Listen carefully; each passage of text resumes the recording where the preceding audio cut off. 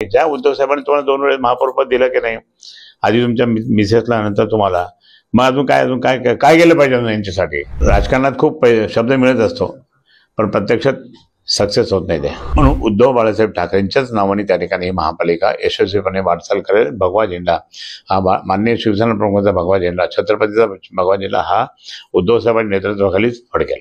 मी परत हिरवा साहेब म्हणतो त्यांना, आता या संभाजीनगरमध्ये हिरव्या साहेबांचं काम काय?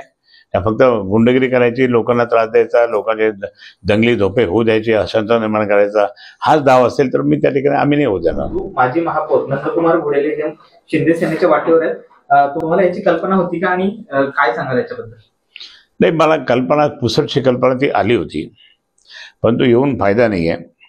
मला वाटलं हे जाणार नाही, कारण कालपर्यंत माझ्या वाढदिवसाच्या निमित्ताने ते बरोबर होते माझ्या, आणि ते लगेच सकाळी मी बातमी आली, दिव्य मराठीत बातमी आल्यानंतर मी पाहिजे, अरे काय हे कधी, मग लगेच मला धडधड काही फोन आले लोकांचे, हे कसं काय झालं. मग मी त्याला फोन केला तर तो मुंबईच्या रस्त्यावर होता, आणि मुंबईच्या रस्त्यावर असताना त्या ठिकाणी म्हणे, हो मी चाललो असं. मग मी त्यांना सगळी कहाणी सांगितली. तुम्ही 2 वेळेस महापौरपद वेगळा, स्टँडिंग कमिटी चेअरमनशिप झाले, सगळं झालं, पण तुम्ही कशा करता चालले तुम्ही, आणि तिथे काय मिळणार तुम्हाला? कारण त्यांचे लोक जे पहिल्यापासून त्या ठिकाणी शिंदे साहेबांना साथ दिलेले लोक होते, ते काय चुप असणार आहे का ते? मग तुम्ही कसं करता? अरे आपण उद्धव साहेबांना हे संकट जे ते आलंय, उद्धव साहेबांना पूर्णपणे बळ दिलं पाहिजे, ताकद दिली पाहिजे, आणि आपण सपोर्ट केला पाहिजे. ते दिलं सोडून तुम्ही काहीतरी करायला लागले, बरोबर नाही. ज्या उद्धव साहेबांनी तुम्हाला 2 वेळेस महापौरपद दिलं की नाही, आधी तुमच्या मिसेसला, नंतर तुम्हाला, मग अजून काय काय केलं पाहिजे यांच्यासाठी? लोक म्हणतात यांना अजून काय दिलं पाहिजे. मग हवाच एक हाव, की मला हे पण पाहिजे, ते पण पाहिजे, ते पण पाहिजे, हे हाव ती चांगली नसते. त्याच्यामध्ये आता ती तिकडे गेल्यानंतर त्यांना महत्वाचा शब्द मिळाला आहे, त्यांना चांगलं पद मिळतं, काही मिळत नाही हो. आता राजकारणामध्ये शब्द मिळत असतो, खूप राजकारणात खूप शब्द मिळत असतो, पण प्रत्यक्षात सक्सेस होत नाही ते.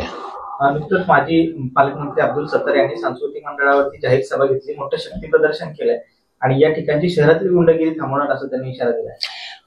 ते गुंडगिरी करण्याचा एक माहोल निर्माण करण्यासाठीच ते आले होते इथे.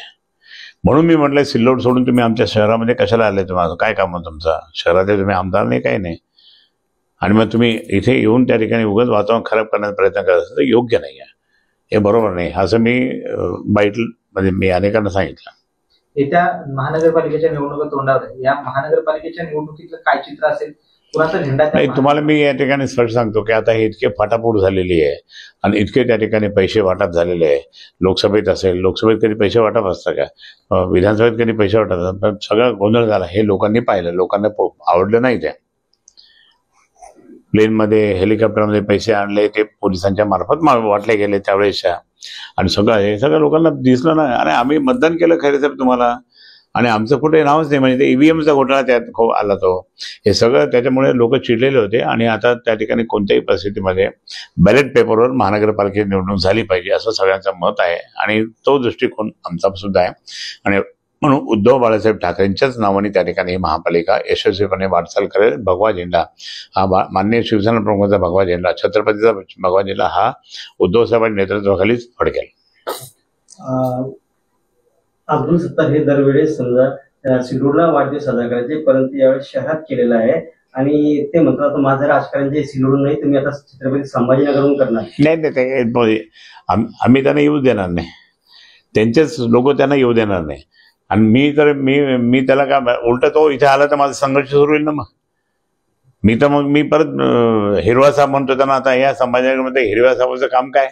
फक्त गुंडगिरी करायची, लोकांना त्रास द्यायचा, लोकांचे दंगली धोपे होऊ द्यायची, अशांत निर्माण करायचा, हाच डाव असेल तर मी त्या ठिकाणी आम्ही नाही होऊ देणार. पक्षांना आतापर्यंत भरपूर दिलेलं आहे घोडेले यांना, तरी ते पक्ष सोडून चाललेले दुसऱ्या गटामध्ये, कसं बघ? सगळ्यात मोठी चूक करायला लागले ते.